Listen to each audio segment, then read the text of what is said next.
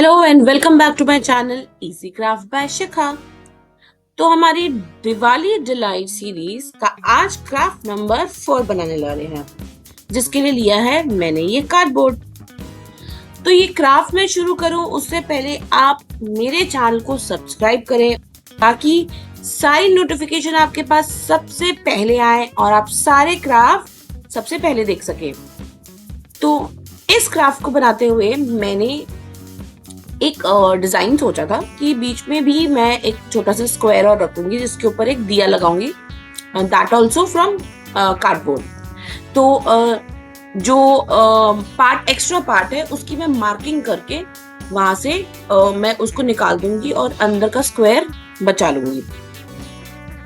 आप चाहें तो अंदर वाला स्क्वायर पहले निकाल के प्रॉपर पार्ट्स निकाल के उसको डेकोरेट करके फिर उसको असेंबल कर सकते हैं बाद में with the help of glue gun. Otherwise जैसे मैं इसको कट करने वाली हूँ आप उस तरह कट कर भी काम कर सकते हैं।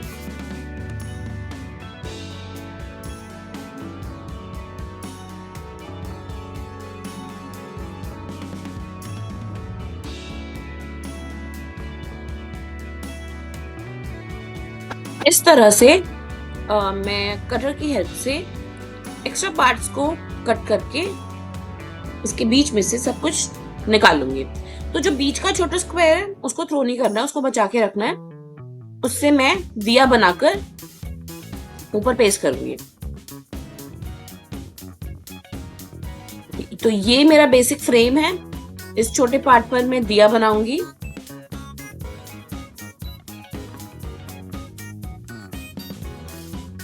और कटर या सीजर की हेल्प से इसको कट करके रख लूंगी। तो सबसे पहले मैं क्या करने वाली हूँ, मैंने ब्लैक और रेड कलर, ब्लू और रेड सॉरी लिया है। तो आउटर जो बाउंड्री है उस पे मैं ब्लू कलर की शीट्स लगाने वाली हूँ। तो फेविकॉल को अच्छे से स्प्रेड करना है पूरे उस पे कार्डबोर्ड पे।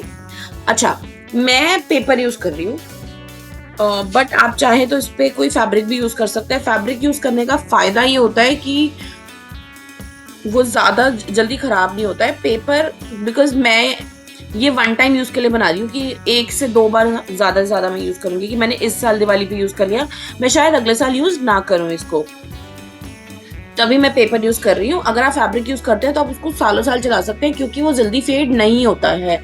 इवन पेंट एक्रेलिक पेंट करके उस पर अच्छे से आप वार्निश लगाएंगे तो वो लॉन्ग टाइम के लिए यूज हो सकता है। बट अगर पेपर में यूज कर रही हूँ और मैं इसको अगर घर के बाहर लगाऊंगी तो घर के बाहर तो डेफिनेटली इसका कलर थोड़ा सा फेड होगा, क्योंकि पेपर का कलर फेड हो जाता है थोड़े टाइम के बाद। बट यस, ये ज्यादा दिन नहीं लगेगा तो ज्यादा कलर फेड शायद ना हो, बिकॉज मैंने ये जो हैंगिंग्स है मैं डोर के लिए बना रही हूँ, जिसको मैं अपनी बालकनी के डोर्स पे लगाने वाली हूँ। तो बाहर की बाउंड्री पे मैंने ब्लू लगाया है, अंदर की बाउंड्री पे मैं रेड कलर के पेपर अप्लाई कर रही हूँ। आप देख सकते हैं कि किस तरीके से मैं छोटी छोटी कट्स लगा के उनको फोल्ड कर रही हूँ। इनसे उसको रैप करना ज्यादा आसान हो जाता है और एक्स्ट्रा पार्ट को जो थोड़ा बहुत आपको पेस्ट नहीं करना है उसको आप सीजर की हेल्प से कट करके हटा सकते हैं।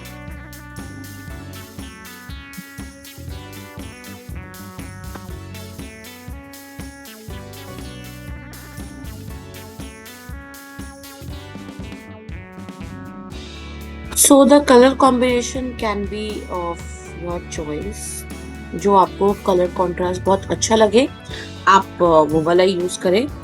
और इसको बनाने में ज्यादा टाइम भी नहीं लगना, मुझे हार्डली 1 घंटा लगा था, क्योंकि मैंने ऐसे 2 बनाए हैं अपने 2 डोर्स के लिए। तो बनाना काफी आसान है और अच्छे से रखा जाए तो आप इनको काफी टाइम तक यूज कर सकते हैं।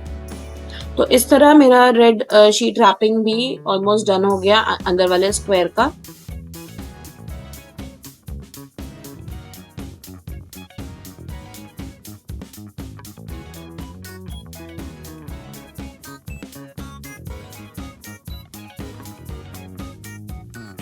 और उसके बाद बॉर्डर्स हैं उस पे मैं ये गोल्डन कलर की लेस अप्लाई कर रही हूँ।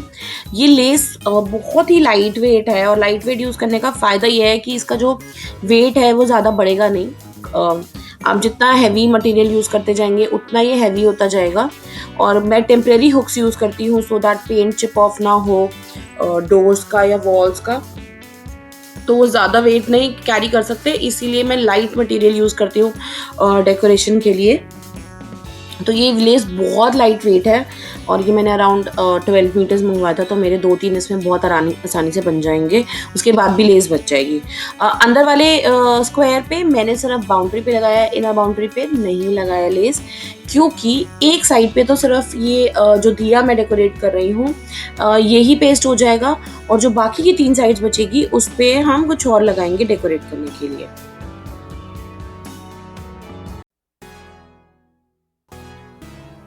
दिया कंप्लीट हो रहा है, मैंने उसकी जो लॉ होती है उस पे वहाँ पे ग्लिटर शीट्स लगाई हैं ऑरेंज एंड येलो। तो इस तरीके से ये ऑलमोस्ट डन हो गया है। अब मुझे यहाँ पे सादा डेकोर का काम करना है। दिया पे मैं मिरर्स लगाने वाली हूँ। सिमिलरली जो गोल्ड रेड और जो ब्लू बाउंड्रीज हैं उन पे भी मैं मिरर्स लगाऊंगी। ब्लू वाली पे थोड़े बड़े बड़े और रेड वाली पे थोड़े छोटे वाले। आपकी विश, आपकी प्रेफरेंस, आपको क्या डिज़ाइन बनाना है, कैसा बनाना है, आप उसके हिसाब से मिरर्स लगाएं।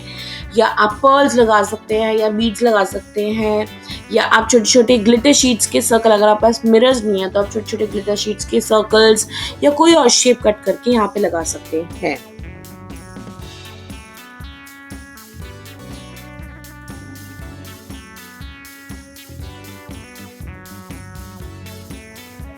इस वॉल हैंगिंग को कंप्लीट करूंगी मैं कुछ पर्ल्स और बेल्स को साथ में उनका एक लटकन सा बना के इसके साथ ज्वाइन करूंगी। तो मिरर्स का पेस्टिंग करने के बाद मैंने सबसे पहले एक पर्ल लिया, उसको सिक्योर किया थ्रेड के साथ, और फिर उसको अंदर से मैंने बेल के अंदर डाला है ताकि वो बेल से निकले ना। और उसके बाद मैंने कुछ पर्ल्स और कुछ प्लास्टिक फ्लावर्स इंसर्ट करके मैंने टोटल 3 ऐसे ये हैंगिंग्स बनाए हैं।